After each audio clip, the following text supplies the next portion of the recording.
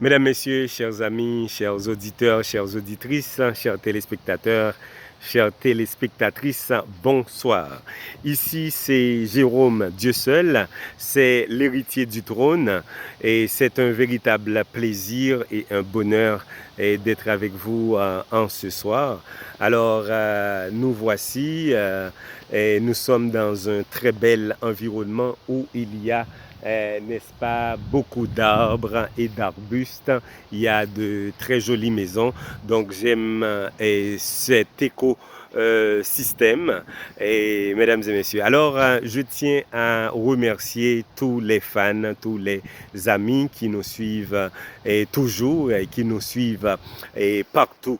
Et je prends toujours plaisir à saluer des champions, des combattants, d'accord, tels qu'il y a pasteur Bernard Jean-Charles. Et donc, je le salue parce que c'est le promoteur de l'école de la foi. Vous savez que la foi, c'est une ferme assurance, c'est la stabilité de nos expressions intérieures. Donc, c'est ça. Alors, je salue aussi le pasteur Étienne Lombard, d'origine française. Et c'est un pasteur, n'est-ce pas, de l'Église adventiste du 7e jour, mouvement de la réforme, qui fait beaucoup d'efforts également dans le domaine spirituel. Je le salue. Je salue également pasteur Jean-Élisée et Joseph-Élisée Philippe, qui est le pasteur de l'Église adventiste de Bethesda. Également, je salue toute la famille. C'est la famille pastorale, mesdames et messieurs, que je salue. Et parce que il est dit très souvent, derrière tout grand homme, il y a une femme. Donc, je salue cette famille pastorale, c'est-à-dire le pasteur ainsi que sa femme et Madame Clémente.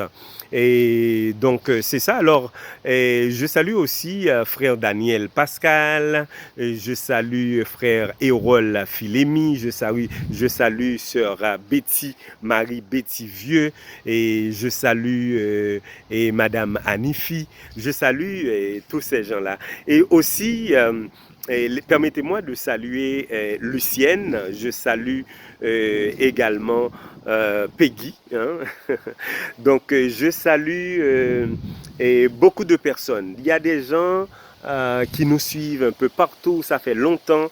Hein? Il y a Nadège et Jean-Philippe. Il y a également et David Moïse, il y a Richer Raphaël, il y a Ariel Guillaume, il y a Botellus et Wolner, il y a Dufort Emma, il y a beaucoup de gens qui nous suivent. Très franchement, mesdames et messieurs, je n'aurai pas le temps de saluer tout le monde. Donc, c'est ça. Mais avant tout, je tiens à saluer le maître de l'univers, mesdames et messieurs, et à lui présenter des remerciements tout à fait spéciaux pour ce qu'il a fait pour moi depuis mon existence, depuis ma naissance jusqu'à cette présente minute. Il s'agit du grand Jéhovah, ainsi que son Fils unique, le Saint d'Israël, Jésus-Christ, mesdames et messieurs. Donc aujourd'hui, c'est une journée spéciale, c'est le 18 juillet 2022. Et donc, je tiens à rapidement vous parler de l'importance du mariage. Donc, j'ai été interpellé, mesdames et messieurs, pour vous parler de l'importance du mariage.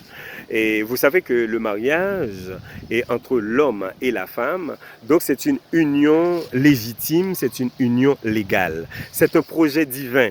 C'est Dieu qui a créé le mariage. Je vous apprends rien là jusqu'à présent, d'accord?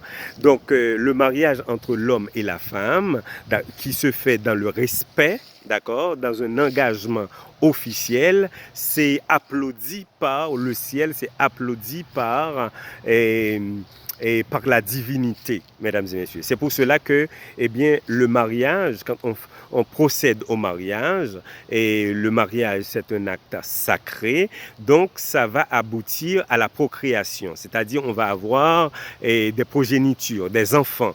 Donc quand on a un enfant, et on a des enfants, n'est-ce pas, et c'est quelque chose qui est vraiment beau, c'est quelque chose qui est extraordinaire. À ce moment-là, on participe activement, d'accord, à ce projet divin.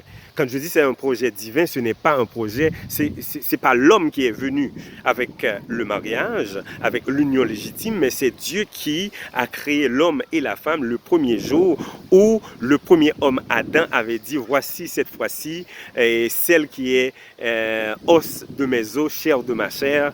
Eh bien, c'était une belle étreinte, c'était belle accolade, belle bagaille. Donc, Mounio t'a pris plaisir. Et puis, après, il vient aller dans honeymoon, il y aller dans lune de miel, mesdames et messieurs. Donc, bref, aujourd'hui, le 18 juillet 2022, et ça me rappelle également mon mariage à moi. C'était une date pareille. Et donc, ça traduit l'anniversaire de mon mariage. Je ne vais jamais l'oublier. D'accord? Donc, Dieu a permis à ce que j'ai 4 beaux enfants. Je les aime beaucoup. Et donc, mesdames et messieurs, et puis, je tiens aussi à, en dépit de tout, saluer la mère et en fait à cette femme, d'accord, qui a pu donner naissance à cette progéniture, à cette progéniture-là. Et donc, Dieu a passé par cette femme pour que vraiment je puisse avoir vraiment ces beaux enfants. Alors, je tiens à remercier et donc cet acte divin, hein, et mesdames et messieurs. Donc, le mariage, c'est important. Je vous encourage, vous qui écoutez cette vidéo, de prendre soin de votre mariage. Parce que au dernier temps, et juste avant de parler au dernier temps, c'est que Dieu a pris le soin de bâtir, de créer le mariage. Quand le mariage se fait avec respect, avec révérence, à ce moment-là, on va avoir des enfants.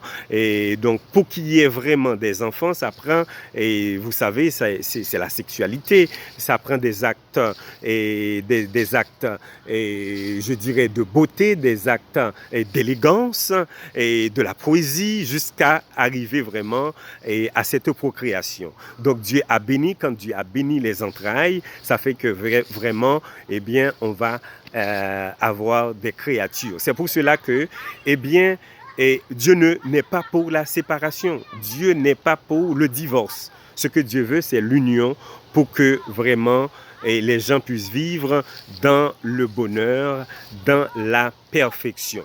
Donc, quand il y a séparation, ce n'est pas Dieu. Quand il y a le divorce, ce n'est pas Dieu. Quand 2 hommes se mettent ensemble pour vivre, ce n'est pas Dieu. Quand 2 femmes se mettent ensemble pour fonctionner, ce n'est pas Dieu.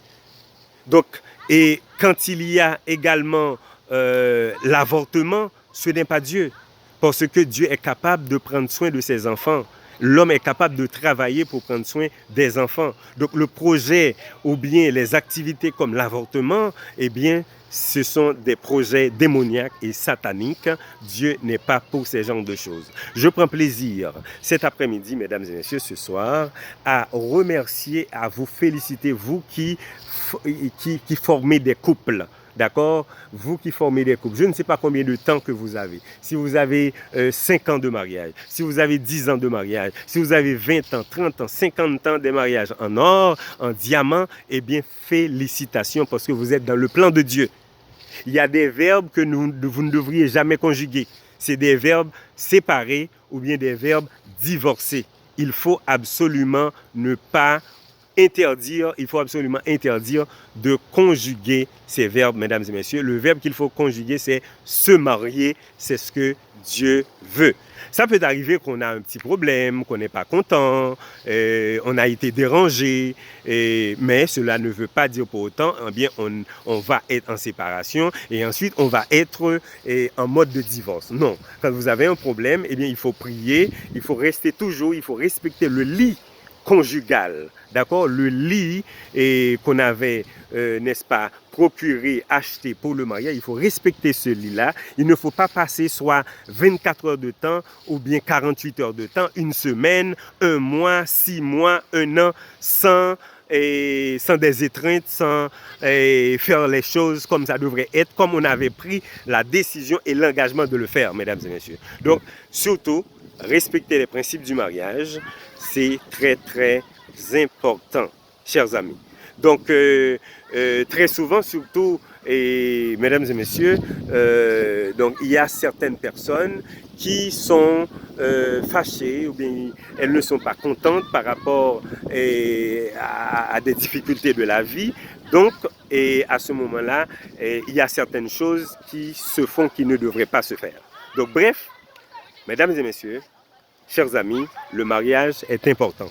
Ne soyez pas découragés. Si vous voulez vraiment avoir le bonheur parfait, eh bien restez dans le plan de Dieu, restez dans la direction divine, mesdames et messieurs.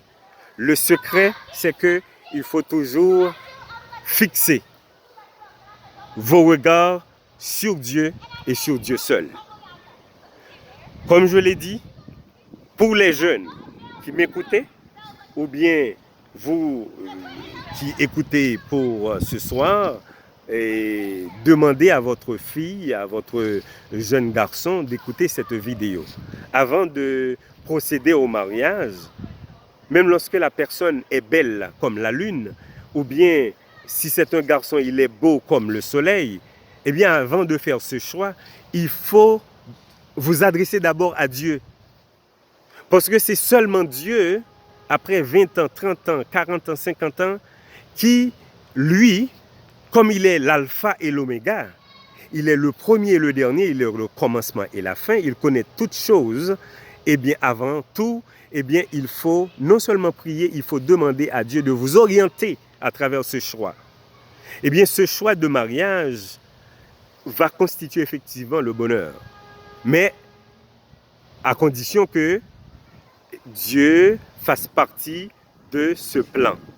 Si c'est vous qui choisissez, eh bien vous pouvez être malheureux. Si c'est la femme, votre épouse, qui choisit et dans le mariage sans l'aide de Dieu, eh bien vous pouvez pleurer. Vous allez avoir des problèmes, vous allez avoir des difficultés, vous allez être malheureux. Ça, je vous le dis. Maintenant, la question à se poser, eh bien avant de faire, même lorsque avant le mariage, peut-être, je ne sais pas, vous avez des aventures, vous faites des fréquentations, vous pouvez faire tout ce que vous voulez avant le mariage. Ok, quand je dis tout ce que vous voulez, donc choisissez la personne que vous aimez avec l'aide de Dieu. Vous comprenez? Mais quand il s'agit de mariage, maintenant, on ne peut pas faire n'importe quoi. La femme que vous allez choisir doit être une personne que vous aimez. C'est pour cela qu'il ne faut pas faire n'importe quel mariage. C'est ce qu'on appelle le mariage business. Vous faites un mariage pour avoir une résidence. Vous faites un mariage pour avoir un visa. Vous faites un mariage pour avoir de l'argent. Vous faites un mariage pour bénéficier d'un certain intérêt. Je vous garantis que si vous faites de pareils mariages, eh bien vous risquez d'avoir des difficultés énormes et que je ne peux même pas décrire pour le moment. Parce que le mariage, c'est une question de vie et de mort. Si vous faites un beau mariage, si c'est un beau mariage, vous allez être heureux. Mais si c'est un mauvais mariage, si ce n'est pas un mariage que Dieu bénit, eh bien vous allez être malheureux et même maudit. Je suis en train de vous parler sérieusement. Surtout pour les jeunes qui m'écoutent pour le présent moment, je vous dis que avant de vous marier, eh bien faites confiance à Dieu. Demandez à Dieu de faire ce choix pour vous. Parce que lui, il voit déjà l'avenir avant. Il voit déjà 20 ans avant, 50 ans avant. Et c'est encore plus malheureux. Eh bien, les premiers jours de lune de miel, eh bien, ça peut être transformé en lune de guêpe. En lune de guêpe, mesdames et messieurs. Donc, faites-vous accompagner de l'Éternel. Avec l'Éternel, vous allez être toujours gagnant. Vous allez sortir toujours victorieux. C'est là mon message ce soir. Mon message, c'est surtout pour les jeunes. Maintenant, vous posez la question, mais si j'ai déjà fait le choix, d'accord, je vis avec ma femme, je vis avec mon mari, et que je n'avais pas invité Dieu. Moi, tout ce que je pourrais vous dire dans ce cas-là, eh bien, vous demandez à Dieu de vous aider, de vous supporter, de vous accompagner. Si ce n'est pas lui qui le fait, eh bien, vous allez être dans le trouble. Comme disent les Québécois, vous allez être dans les champs. Vous allez être dans les champs. Et si vous vivez cette expérience, n'hésitez pas de m'appeler. OK? Donc, bref, Chers amis, c'est Jérôme Dieu seul, et l'héritier du trône. Je ne suis pas le seul héritier du trône. Vous êtes aussi un héritier du trône.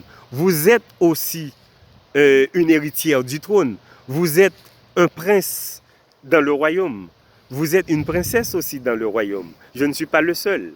Nous sommes tous ensemble, cette cohorte de gens qui forment ce royaume, dont Jésus-Christ est le roi et Jéhovah le roi des rois et le Seigneur des seigneurs. Donc, mesdames et messieurs, chers amis, ça m'a fait plaisir aujourd'hui d'entretenir cette conversation, cet entretien avec vous, parce que j'estime que c'était important de le faire. Aujourd'hui, comme je viens de vous le dire la dernière fois, c'est le 18 juillet 2022. Ça marque l'anniversaire également de mon mariage. Je vous demanderai, en ce sens, si vous avez le sentiment de prier pour moi, personnellement, de prier pour ma famille, si vous voulez, afin que, d'accord, Dieu puisse dire son dernier mot, d'accord, afin que Dieu puisse intervenir puissamment dans cette relation. Je vous demande de le faire. Je vous demande non seulement de le faire pour moi à travers mon mariage, mais je vous demanderai de le faire non seulement pour le mois de juillet, pour le mois d'août également. Ok? Donc, nous allons passer ces 2 mois à être dans la prière, dans la méditation. D'accord? C'est très, très important. De même que je vous avais demandé de prier pour pasteur Odalus et en Haïti les années d'avant. Je vous avais demandé de prier également pour l'artiste Lochar Rémy. Vous vous souvenez cette situation, cet événement? Et je vous demanderai également de prier pour moi dans ces circonstances. Je n'aime pas trop en demander parce que Dieu connaît mes besoins, mais je demande à la communauté chrétienne, un peu partout dans le monde, sur la planète Terre, de prier. Mon nom c'est Jérôme Dieu seul, le fils du Dieu vivant, l'héritier du trône, le prince, un prince dans le royaume. Que la paix et la grâce de Dieu soient avec vous tous. Maranatha, c'est-à-dire Christ revient bientôt. Shalom, que la paix et la grâce de Dieu vous accompagnent tous et toutes, mesdames et messieurs. À une prochaine occasion. Bye bye.